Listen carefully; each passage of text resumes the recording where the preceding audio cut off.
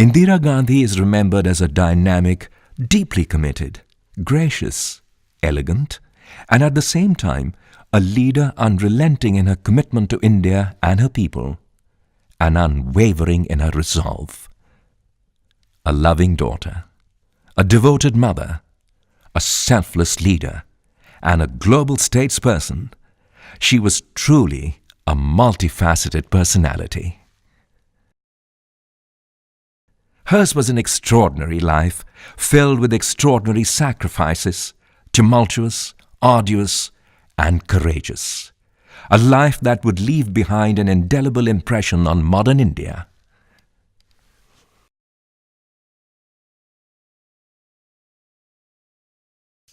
This is Anand Bhavan, the estate of the Nehru family located in Allahabad. This is where Indira Gandhi was born on the 19th of November, 1917. She had a rather lonely childhood. She was only 3 years old when her father, Pandit Jawaharlal Nehru, joined Mahatma Gandhi and plunged headlong into the freedom movement. He was away from home for long stretches of time because of his onerous responsibilities and his incarceration by the British authorities. Indira's mother, Kamala Nehru, also a freedom fighter, was constantly plagued by ill health. For a while, the young Indira was homeschooled.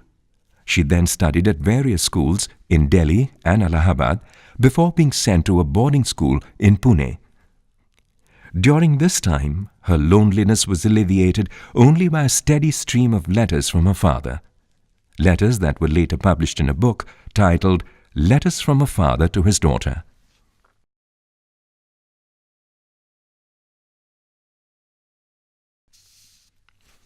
Indira was truly a child of the freedom movement. Right from her early childhood, she was in the midst of all the parleys and planning that took place at Anand Bhavan. From those early times and all through the freedom struggle, Mahatma Gandhi was a powerful influence on Indira, guiding her gently, shaping her political philosophy and ideology. As a child, Indira participated in the struggle for independence in a rather unique way. Inspired by tales from the Ramayana, she organized the Vanar Sena, or the army of monkeys. Children who would act as runners carrying messages to leaders of the freedom movement, right under the nose of the British authorities. When she was 17, she went to study at Vishwabharati University at Shantiniketan in Bengal. It was here that she met the great poet, writer, literateur, artist and composer Rabindranath Tagore. In fact, it was Tagore who gave her the name Priyadarshini, meaning beautiful to behold. Indira's time at Shantiniketan was abruptly cut short when she had to travel to Europe to take care of her ailing mother. Kamala Nehru passed away on the 28th of February 1936 while undergoing treatment for tuberculosis in Switzerland. Indira decided to continue her studies in Europe, joining Somerville College at the University of Oxford in England. She studied history, political science, and economics. Like her mother, she too was plagued by ill health. She was forced to return to India before she could complete her studies. Upon her return, back in Allahabad in 1942, Indira married Firoz Gandhi, whom she had met while she was at Oxford. At that time, India's freedom struggle was underway, and Indira was jailed for 13 months by the British authorities as soon as she returned from her honeymoon. 1947. India finally attained independence.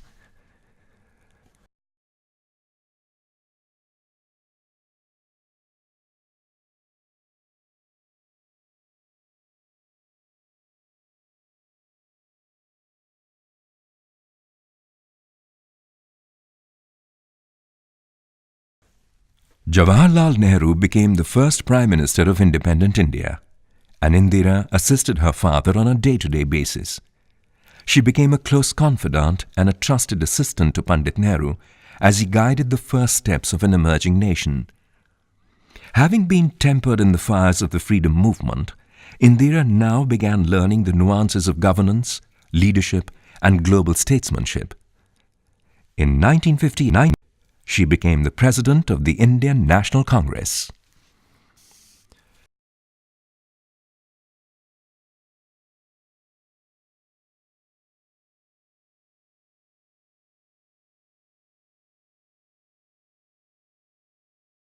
On the 27th of May 1964, Pandit Nehru passed away.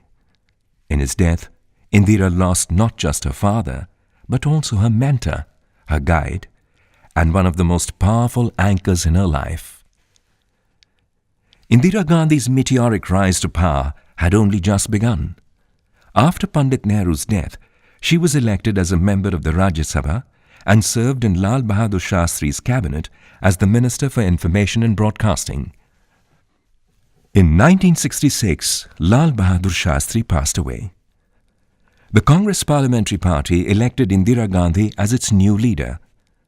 The enormous responsibility of leading the country was suddenly placed upon her shoulders. It was time to put into practice everything that she had learnt under Pandit Nehru's mentorship. She became India's first, and till date, the only woman Prime Minister, and went on to serve from 1966 to 1977.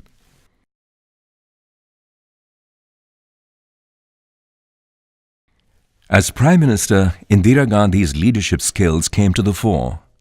She was decisive, she was persuasive, she was progressive. She forged ahead, taking her father's legacy of transforming India onward to new heights economically, politically, and internationally. One of her first decisions as Prime Minister was the abolition of privy purses. In Parliament, Indira Gandhi argued persuasively against these special privileges, pointing out that they were incompatible with an egalitarian social order. In the early 70s, Indira Gandhi entered into a technology-sharing pact with the USSR, a move that would eventually lead to the establishment of Hindustan Aeronautics Limited, sowing the seeds for self-reliance in aviation and air defense. Indira Gandhi stepped into her premiership during a very difficult phase in India's history. The wars with China and Pakistan in 1962 and 1965 were followed by two consecutive monsoon failures in 1965 and 1966. India was economically vulnerable. The Green Revolution under Indira Gandhi's leadership transformed India from an import-dependent country to a domestic production-driven, self-reliant nation. In addition to strengthening the nation, the Green Revolution was strategically planned to reinforce the sovereignty and independence of India's foreign policy. It enabled a strong, self-reliant India to negotiate from a position of strength. The Green Revolution was followed by the White Revolution, which transformed India from a milk deficit country to a milk surplus nation. Indira Gandhi played a key role in consolidating Pandit Nehru's vision for establishing public sector undertakings as the temples of modern India. She strengthened the public sector along with key sectors like coal, steel, oil, and insurance, with a view to generating employment and protecting workers' rights.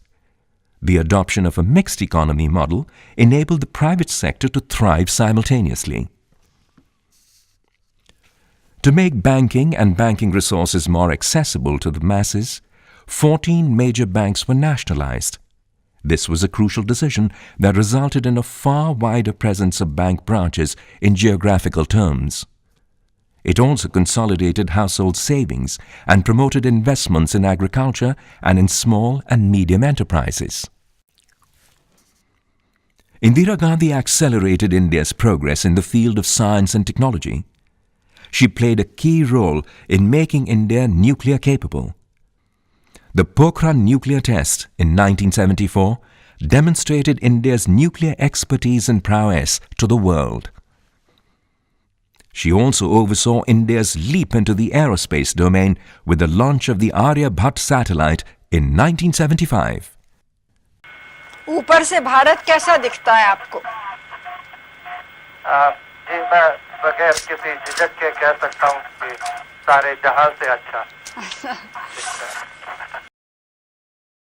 Indira Gandhi was always known for her compassion for the poor and the downtrodden. This was evident from her pro-poor policies and her concern for the socio-economic conditions of the people. During her tenure, a new battle cry for the alleviation of poverty rang out: Garibi Hatao, eradicate poverty. Policy initiatives and programs were launched to alleviate both rural and urban poverty.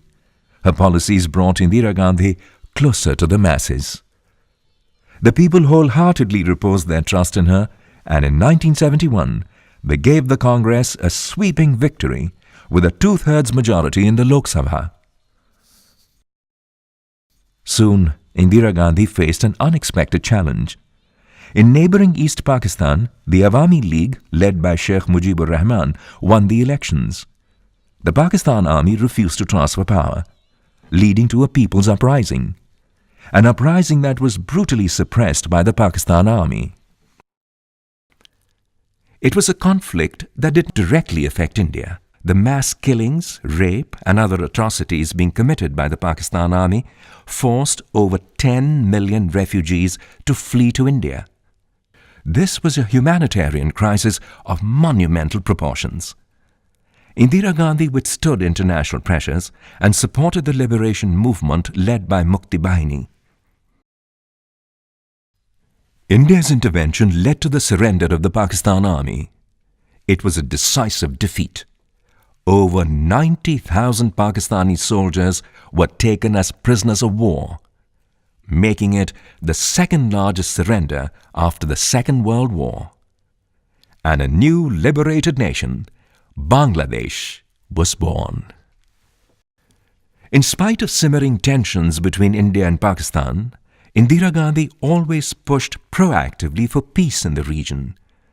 In 1972, she signed the historic Shimla Agreement to foster better relations between the two nations.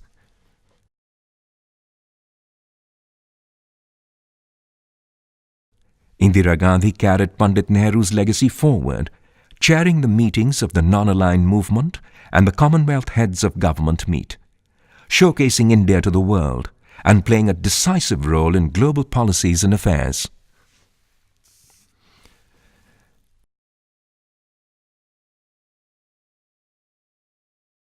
The refugee crisis and the war took a heavy toll on the Indian economy. There was internal turmoil. Indira Gandhi's political opponents were not reconciled to their defeat and came together in an opportunistic alliance to launch an agitation using unconstitutional methods to destabilize an elected government. Indira Gandhi's ouster was forced by coercion and means that were undemocratic. Indira Gandhi was left with no option but to impose a state of emergency. She had expressed a public regret for the emergency and its fallout. By conviction, Indira Gandhi was a Democrat. She did revoke the emergency on her own. All restrictions were lifted. Free and fair elections were held, and the Congress was defeated. She accepted the verdict graciously, and a new government took office. Indira Gandhi went back to the people. She faced persecution and targeted vendetta. After being elected from Chikmagalur, she was expelled from Parliament and imprisoned. Undeterred, she took up the people's cause, and there was a groundswell of support for her. She undertook an arduous 63-day campaign across the country, travelling 40,000 miles, traversing 384 constituencies, making up to 20 speeches a day. In the midterm elections of January 1980, Indira Gandhi swept back to power with two-thirds majority in Lok Sabha, a mandate larger than what her opponents had in 1977.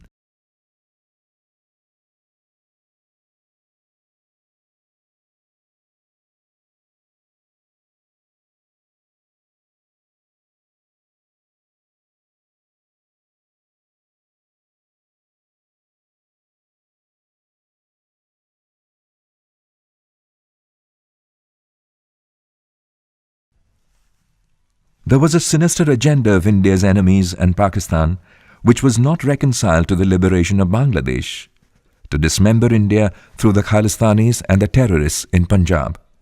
Operation Blue Star and sending in of the army into the Golden Temple was perhaps one of the most difficult decisions of Indira Gandhi's tenure, and she was deeply pained by its fallout, loss of life, and the consequences that followed. Indira Gandhi was aware of the dangers and perhaps had a premonition when she addressed her last meeting on the 30th of October 1984 at the parade ground in Bhubaneswar, Odisha. मुझे चिंता नहीं है कि मैं जीवित रहूं या नहीं रहूं, मेरी लंबी उम्र रही है और मैं ये इस पर मुझे अगर गौरव किसी चीज पर है तो इस पे है कि सारा जीवन मेरा सेवा में गया, केवल इस पे गौरव है और किसी चीज नहीं। और जब तक मुझमें सांस है तब तक सेवा ही में जाए, और जब मेरी जान जाएगी तो मैं कह सकती हूँ कि एक एक खून का खतरा जितना मेरा है वो एक एक खून एक भारत को जीवित करेगा, भारत को मजबूती देगा। On the 31st of October 1984, the well-known British actor Peter Ustinov was waiting on the lawns of Indira Gandhi's residence. He was to interview her for a documentary film. As Indira Gandhi made her way to meet him, her own two guards opened fire on her.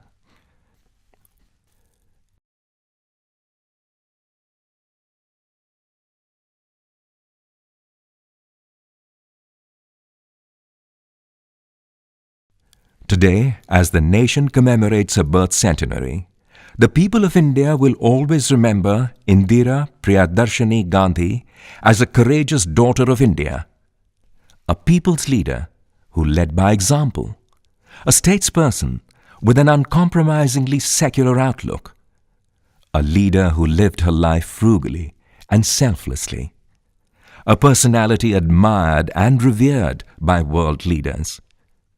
The nation will always remember her as one who lived and died for India.